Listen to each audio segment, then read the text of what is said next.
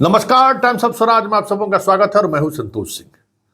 और आज हम टाइम्स ऑफ स्वराज में चर्चा कर रहे हैं कि आखिर नीतीश गठबंधन को छोड़े क्यों।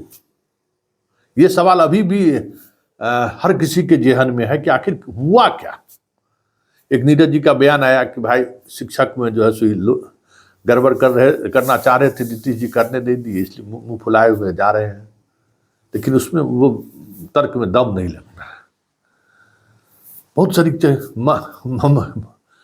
ममता बनर्जी तो कह दी कि तो बीजेपी के खुफिया थे, सब जानकारी देते थे, बच्चा किए चले गए।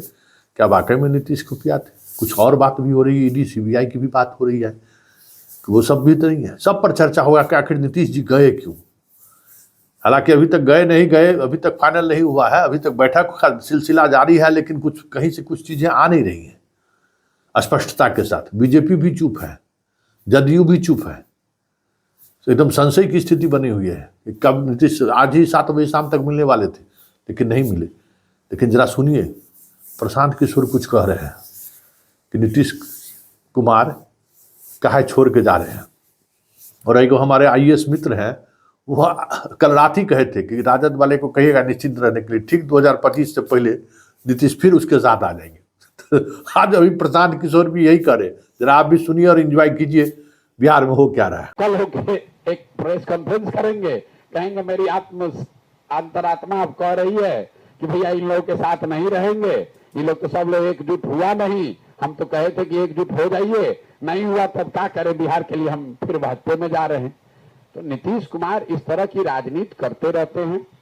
मैं हर दिन बताता हूं, मुझे नहीं लगता है कि लोकसभा से पहले वो छोड़कर जाएंगे, लोकसभा तक वो रहेंगे। वो क्यों महागठबंधन बनाए हैं, पहले ये आप समझ लीजिए। नीतीश कुमार महागठबंधन बनाए अगस्त में, उससे पहले हमसे दिल्ली में आकर मार्च में कम से कम घंटों बैठे हैं, पटना में मिले।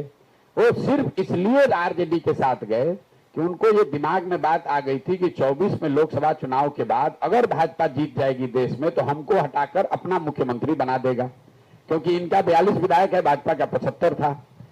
उसी डर से इन्होंने कहा कि भाजपा हमको 24 में हटाए, उससे पहले हम 23 में ही भाग के महागठबंधन बना लेते हैं, कम से कम 25 तक तो कुर्सी बचा रहेगा। तो 24 के लोकसभा नतीजों के बाद नीतीश कुमार किस दिशा में जाएंगे ये धरती पर कोई नहीं बता सकता है। नीतीश कुमार भी नहीं बता सकते, उनको भी नहीं पता है। वो सहूलियत के हिसाब से इतना बताया जा सकता है कि नीतीश कुमार की अपनी सहूलियत जो होगी, जो उसमें उनका अपना स्वार्थ दिखेगा, उस दिशा में वो जाएंगे।